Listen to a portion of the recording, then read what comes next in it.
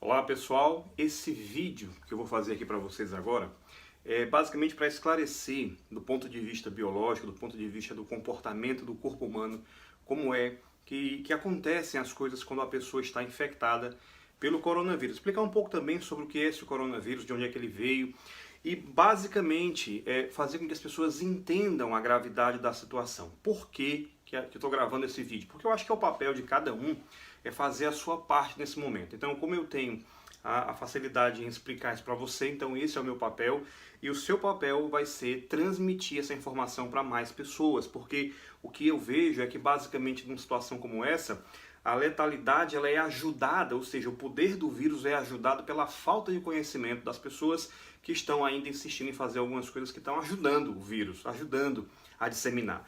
Então vamos embora. Primeiramente eu quero te explicar uma coisa muito importante, é o porquê desse nome coronavírus. Tudo que eu vou falar aqui, tudo que eu vou explicar tem um contexto, tem uma ligação para que você entenda tudo como deve ser.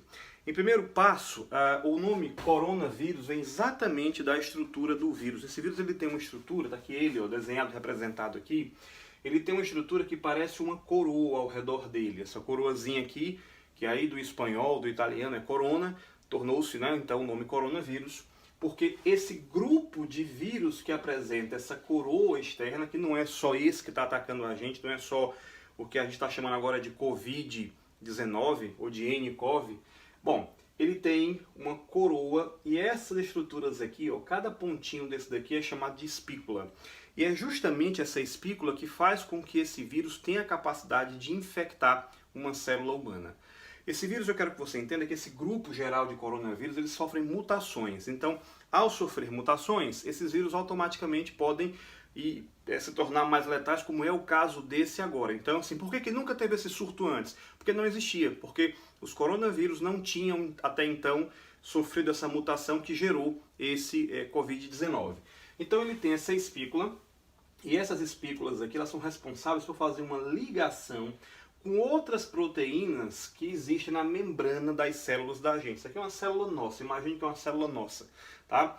Vamos pegar, por exemplo, que seja aqui uma célula do nariz ou da garganta, que é o primeiro ponto onde esse vírus vai se instalar no nosso corpo. A transmissão é feita de humano para humano, né? Isso aí foi em janeiro ainda, a Organização Mundial de Saúde salientou que isso acontece.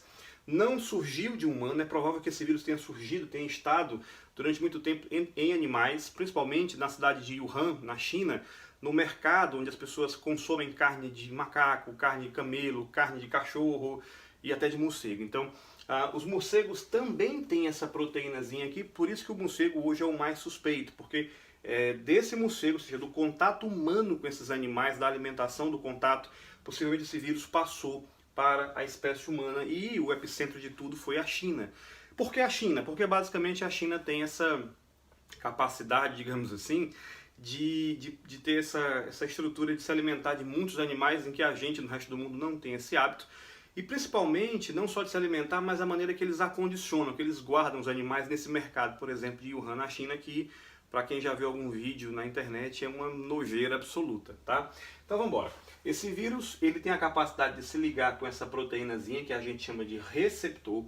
Ao chegar aqui, essa capa que o vírus tem aqui, que é uma capa lipídica, tá? Uma capazinha de lipídio, ela vai, deixa eu pegar aqui outro giz, ela vai se encostar aqui, vamos supor que ele já tenha chegado aqui, ó. Ele vai se ligar com essa espícula, vai fundir essa membranazinha dele aqui, tá? E vai injetar o material genético dele, que é esse material genético está aqui, que é o chamado RNA viral. Então ele tem aqui esse RNA viral. Dentro da nossa célula tem um núcleo e é lá que fica o nosso material genético. Então o nosso material genético ele trabalha produzindo proteínas para a gente. No entanto, quando esse RNA viral chega aqui, ele vai pegar estruturas citoplasmáticas dessa célula, no caso aqui chamado ribossomos, e vai fazer com que esse DNA vai dar uma informação para que eles passem a produzir novos vírus. Olha que louco! Então, de repente, essa sua célula passou a ser uma espécie de escrava do vírus, do Covid-19. E aí ela passa a produzir novos vírus. Entenda que o vírus em si, ele não é um ser vivo, ele não é uma célula. Por isso que o vírus ele tem uma capacidade limitada de estar em atividade fora de um organismo, né? A gente fala na biologia que todo vírus ele é um parasita intracelular obrigatório, ou seja, para poder ele estar vivo, ele estar tendo metabolismo, ele precisa estar dentro de uma célula. Então o que acontece é que ele entra, a capacidade dele fora é menor, principalmente em lugares que a temperatura é mais alta. Quando a temperatura é mais alta, esse vírus tem dificuldade de sobreviver. Eu estava aqui analisando o site da Universidade Johns Hopkins, que tem um mapa atualizado do número de casos no mundo. E curiosamente, olha que interessante, curiosamente os países que são mais quentes, e muitos até são bem mais pobres que o Reino Unido, que a Alemanha, que a Itália, eles têm um número de casos reduzidos. Se você olhar o mapa do Brasil também, de casos no Brasil, o número de casos ele vai ser tanto mais reduzido quanto mais ao norte você for. Então as regiões norte e nordeste estão com menos casos, né? Que costumeiramente costumam ser os lugares que têm mais casos de algumas doenças infecto-contagiosas, mas nesse momento não, porque o vírus tem uma sobrevivência menor nessa época do verão. Então, do verão a temperatura elevada. E nesse momento, como a gente está vivendo aqui no Reino Unido, aqui na Europa de maneira geral, uma época de transição entre o inverno, né, e está vindo agora a primavera, então ainda é muito frio, tem temperatura chegando ainda a 2, 3 graus, isso facilita a disseminação do vírus. Então, uma vez que esse vírus, vamos lá, se instala, que ele se liga aqui, tá, ele automaticamente vai escravizar a célula, que vai produzir novos vírus, até um ponto em que essa célula vai estourar, vamos colocar aqui, pô, estourou, a célula se rompe, e esses vírus são liberados dentro do nosso próprio corpo, para atacar outras células. E inicialmente, esses vírus estão localizados aonde? Quais são as células preferenciais que eles vão atacar? Na região das fossas nasais e na nossa garganta. Por isso que você começa a tossir, que é uma própria reação, tossir, espirrar e tal, é uma reação do corpo. E quando você faz isso, você dissemina jatos, gotículas para as outras pessoas. Por isso que a recomendação, tem aqui algumas coisas que tem a ver já com o que a gente está fazendo de recomendação. Por isso que se recomenda que você não tussa na mão, como a gente normalmente faz. Você vai tossir, vai na mão, e aí você encheu a mão de vírus. E ao tocar em objetos, né, que vão ser tocados por pessoas, como maçaneta de porta, corrimão de escada, objetos em geral, você está disseminando esse vírus e automaticamente ao fazer isso, as pessoas vão tocar. Depois o que é que elas vão fazer normalmente? A pessoa pega na mão, bota na boca, passa no olho. Então, quando a pessoa pega essa mão contaminada de alguém que já tossiu lá, passa essa mão no rosto de maneira geral, principalmente nos olhos, né, que são as mucosas aqui, que são as membranas fininhas que dão acesso rápido à nossa corrente sanguínea, e também na boca, aí automaticamente essa pessoa vai estar contaminada e, né, infectada. Então veja bem, uma vez que essa célula se rompe, é isso que acontece. Um fato interessante é que uma vez que essa membrana que eu falei aqui é lipídica, né, ela é semelhante a uma gordurinha, digamos assim, tá? É por isso que o álcool em gel, ele é responsável por destruir essa camada, ou seja, o álcool em gel ele torna o ambiente para o vírus um ambiente menos propício para ele estar em atividade. Então, em outras palavras, ele reduz as chances do vírus estar vivo. Por isso que o álcool em gel, mais água e sabão do mesmo jeito. Se você pegar um sabonete líquido, lavar suas mãos com frequência, lavar bem.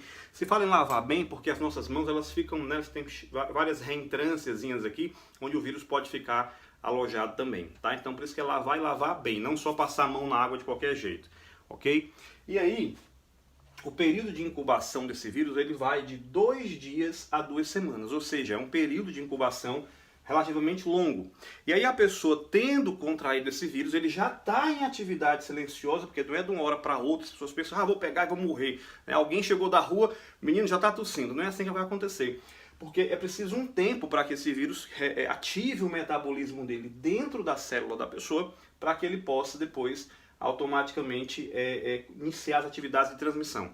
Então ele leva de 2 dias a 2 semanas para que haja basicamente essa, digamos assim, colocar a pessoa num estado ativo da doença, a pessoa está doente de fato e agora ela é um potencial transmissor.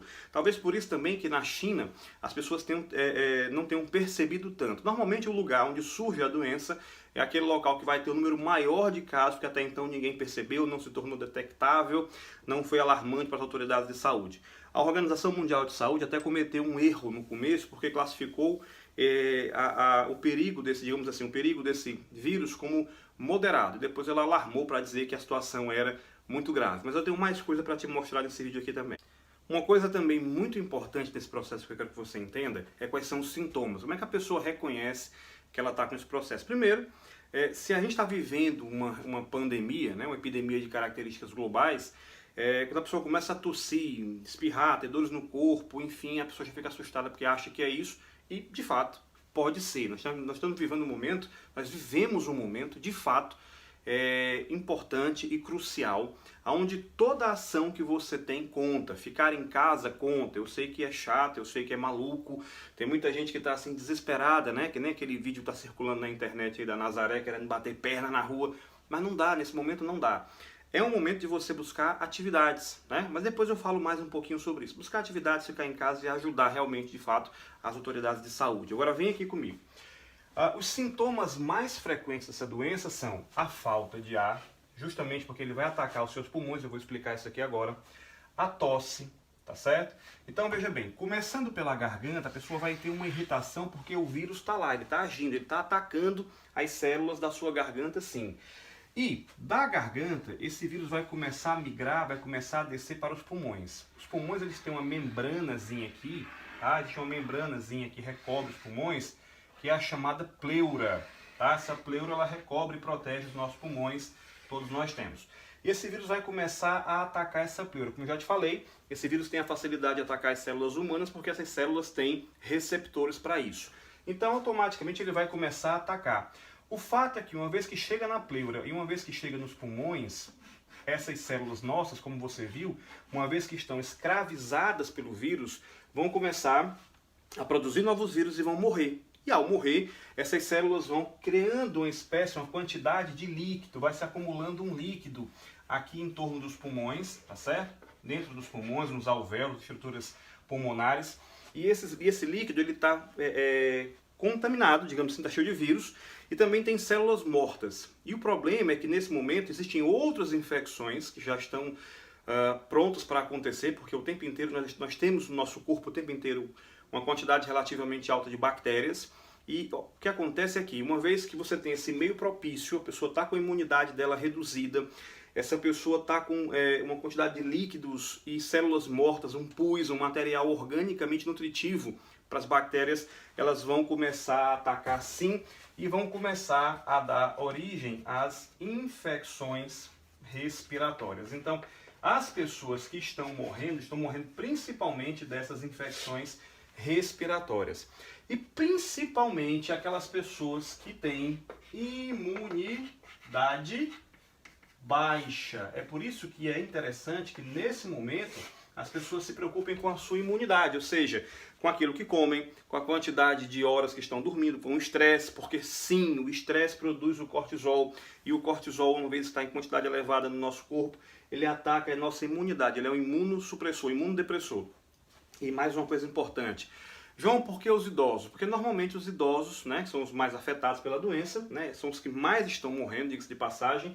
Esses idosos, eles têm imunidade baixa, tanto pelo seu próprio metabolismo, como também porque muitos são usuários de corticoide para dores musculares, dores em geral no corpo, dores articulares, por exemplo.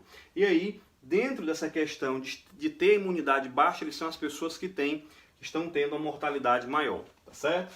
Então, essa febre também é muito característica. Febre não é uma coisa tão maluca porque é uma reação do corpo, ela é comum. Por que febre está presente em várias e várias doenças? Porque é uma reação do corpo. O corpo pensa assim, eu vou aumentar a temperatura para ver se esse parasita que está me atacando aqui, ele diminui o pico da reprodução dele, tá certo? Registrados em não muitos casos, mas em casos consideráveis, problemas renais e também dores no corpo. É isso que a pessoa sente. Só que aí vem a pergunta, estou com coronavírus, vou morrer? Gente, presta bem atenção. Essa epidemia que está acontecendo agora, ela não é a primeira, possivelmente não será a última, mas ela já houve no passado, por exemplo, em 2002, houve a síndrome respiratória aguda grave ou aguda severa, e houve também a síndrome respiratória do Oriente Médio. Essa foi em 2002, essa aqui foi em 2012, tá certo? A taxa de mortalidade até agora do coronavírus é de 3%. É uma pandemia, mas a minha preocupação agora é assim, tem muita gente pegando, uma coisa é você pegar, uma coisa é você sobreviver. Então pense bem nisso, tá? E a questão da mortalidade. A mortalidade, quem pegou, morreu, não, é 3%, tá certo? E no passado, a SARS já teve 10% de mortalidade, foi bem mais grave, em 2002, e em 2012 essa MERS, que era do Oriente Médio, foi mais grave ainda com 34%, e aqui estamos. Então assim, a razão para pânico, não para pânico, mas para prevenção e seriedade diante do quadro, sim, né? Com certeza, tá? Então, basicamente é isso. Tem que cuidar da sua imunidade, tem que cuidar da questão da transmissibilidade, ou seja, se você ficar em casa, evitar contatos, aglomerações com pessoas, você vai evitar isso também. Quanto menos contato, menos a chance de haver esse contágio, e você estando contaminado, obviamente, você vive no mínimo com 3 ou 4 pessoas próximas. Então imagina você que é pai, você que é mãe, que está saindo de casa e se expondo. Alguns têm realmente que sair, né, tem que trabalhar. Aqui na Inglaterra são chamados key workers, né? Eles têm que sair porque são peças-chave, o médico, a enfermeira, outros profissionais também, tem que sair, mas com os devidos cuidados, com o álcool em gel, com a máscara, evitando aglomeração, não tocando em todo canto. Se tocou, não põe a mão no rosto, não põe a mão na boca, tá? Mas se as pessoas estão vacilando, estão de bobeira, entenda, quarentena não é férias, né? Não são férias. Uma quarentena é um processo em que você tem que evitar, de fato, a contaminação com pessoas. Eu quero te mostrar mais uma coisa, que são dados da universidade que eu te falei, da Universidade Hopkins, nos Estados Unidos, para que você entenda mais sobre isso. Bom, então vamos aqui para a última parte e algumas reflexões sobre esse vídeo. Basicamente, gente, veja bem, existe uma universidade americana, né, a Universidade Johns Hopkins, que está disponibilizando um mapa em tempo real do número de casos do coronavírus. Esse mapa, ele traz basicamente o quê? O número de casos por país, o número de pessoas que já foram a óbito, que já morreram, e o número de pessoas recuperadas. Eu peguei aqui como exemplo o Reino Unido e o Brasil. Todos os países que você quiser achar vão estar lá sim. No Reino Unido, nós tivemos aí um total de 4.014 casos. Desses 4.014 casos, 178 infelizmente vieram a óbito. E são aquelas pessoas que são mais debilitadas do ponto de vista da imunidade, ou seja, normalmente pessoas de mais idade, ok? E aí nós temos 67 pessoas que foram totalmente recuperadas, tá certo? Bom, já no Brasil, nós temos 977 casos registrados no Brasil. Como eu te falei, a maioria dos casos se concentra em São Paulo, tá? Na região sul e sudeste tem mais casos por conta do clima nesse momento, tá? E aí nós temos também, não só clima, também a aglomeração de pessoas, tá? Fique claro isso. Quanto mais você aglomera pessoas, quanto mais você tem metrô, por exemplo, cidades que tem metrô, que tem um sistema público de transporte, que as pessoas estão mais próximas, né? Às vezes tosse perto da outra, gotículas do que ela fala pegam a outra pessoa, enfim, ela se contamina o corrimão, os seguradores, não sei, esqueci o nome agora, lá do metrô, tá certo? Faz com que as pessoas tenham maior contaminação. Por isso que as regiões mais desenvolvidas, mas que têm uma vida mais aglomerada, faz com que seja um ponto de transmissão ainda maior, local de transmissão, a velocidade de transmissão seja maior, ok? Então são 977 casos no Brasil, 11 mortos no Brasil até agora nesse momento, pode alterar a qualquer hora, né? O site está atualizando o tempo inteiro, e 2 casos de pessoas recuperadas, o que não quer dizer, o Brasil só recuperou 2, tem gente em recuperação, então assim como demora para você dizer que a pessoa tem o sintoma, né? Porque até quem faz o teste diz assim, você não tem, deu negativo, mas você pode ter pego e vindo para cá fazer o teste. Eles dizem isso no teste também. Então assim como demora para diagnosticar positivo, demora também para diagnosticar que você está perfeitamente curado dessa doença. E a gente fica livre dos vírus com isso? Não, porque basicamente os vírus são mutáveis, mutantes, né? Assim como apareceu em 2002 e em 2012, a gente também tem aí uma mutação que pode acontecer no vírus a qualquer hora.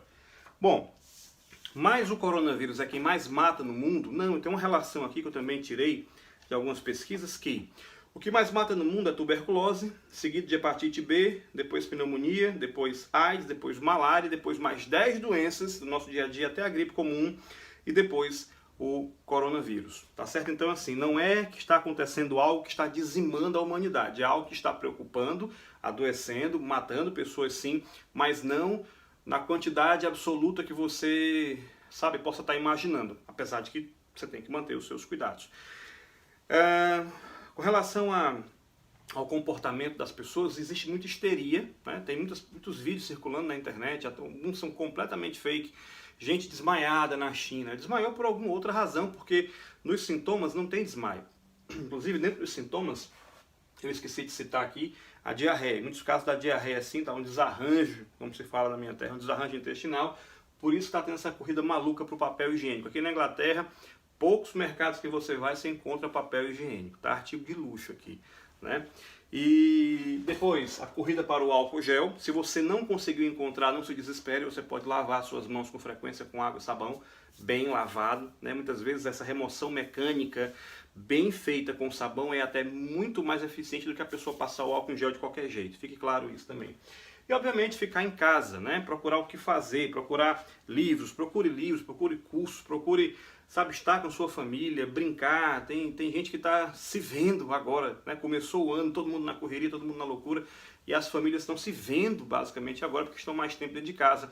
As crianças aqui no Brasil também, aqui também no Reino Unido, estão em casa, né? São férias forçadas, então a gente precisa prover para eles um bom tempo de estar em casa conosco, com qualidade, né? Então muitos profissionais estão disponibilizando cursos, eu também estou disponibilizando lives diárias também, para que as pessoas possam, a partir dessas lives, repensar a sua vida, reprogramar, planejar novamente aquilo que estava errado, tá certo?